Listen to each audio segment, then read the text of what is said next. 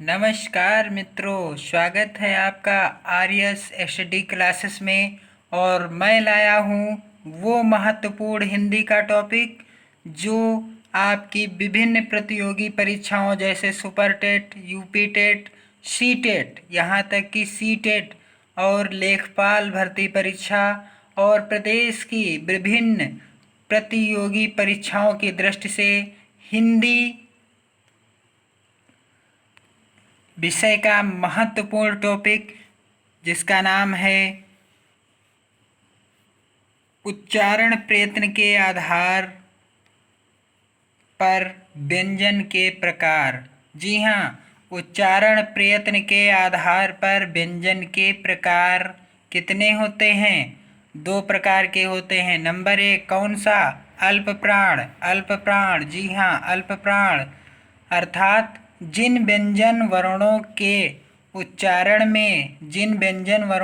उच्चारण में मुख से कम वायु निकले उसे अल्प प्राण वर्ण कहते हैं। क्या कहते हैं? अल्प प्राण वर्ण कहते हैं। जैसे अल्प क्या मतलब होता है? अल्प का अर्थ होता है थोड़ा या कम। अल्प का अर्थ होता है थोड़ा या कम। और प्राण का अर्थ है हवा। प्राण का अर्थ है हवा अर्थात जिन व्यंजन वर्णों के उच्चारण में मुख से कम हवा निकले उन्हें हम क्या कहते हैं? अल्प प्राण वर्ण कहते हैं। दूसरा है महाप्राण वर्ण। जिन व्यंजन वर्णों के उच्चारण में मुख से अधिक वायु निकले, कितनी अधिक वायु निकले, उसे महाप्राण व्यंजन कहते हैं या वर्ण कहते हैं। महामिष होता है महामिष होता है ज़्यादा या अधिक, और प्राण अर्थात हवा या वायु अर्थात हम कह सकते हैं कि जिन व्यंजन वर्णों के उच्चारण में मुख से अधिक हवा निकले वो महाप्राण हैं, और जिन व्यंजन वर्णों के उच्चारण में मुख से कम वायु निकले वो क्या है हमारे मित्रों? अल्प प्राण हैं। आइए इन्हें याद करते हैं ट्रिक के अनुसार। आप अपनी नोट्स में ऐसे ही डायग्राम बना लीजिएगा ताकि याद करने में आसानी हो। अब हम इस तरह से लिखेंगे का वर्ग, चा वर्ग, टा वर्ग, ता वर्ग और पा वर्ग। और इसमें हम क्या लिखेंगे? एक पहला अक्षर, वर्ग का दूसरा अक्षर, इस लाइन में वर्ग का तीसरा अक्षर, वर्गों का चौथा अक्षर और वर्गों के पांचवें अक्षर। ठीक। और ये एक ट्रिक और है मेरी, अल्प महा अल्प अर्थात अल्प से अल्प प्राण, महा से महाप्राण, अल्प प्राण, महाप्राण और अल्प प्राण। अब देखिए इसको हम कैसे याद करेंगे। का हमारा क्या है? अल्प प्राण है। खा हमारा क्या है? महाप्राण है। गा हमारा क्या है? अल्प प्राण है। और घा हमारा क्या है? महाप्राण है। और अंगा हमारा क्या है? अल्प प्राण है।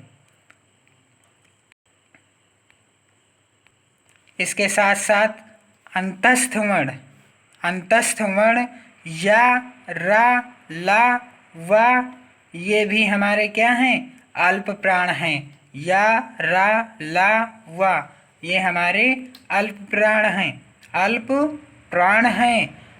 और इसके साथ साथ ऊष्म वर्ण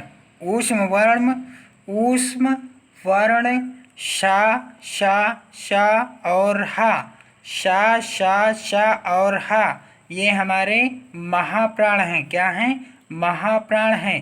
कुल अल्प प्राण वर्णों की संख्या कितनी है? यह प्रश्न परीक्षाओं में बार बार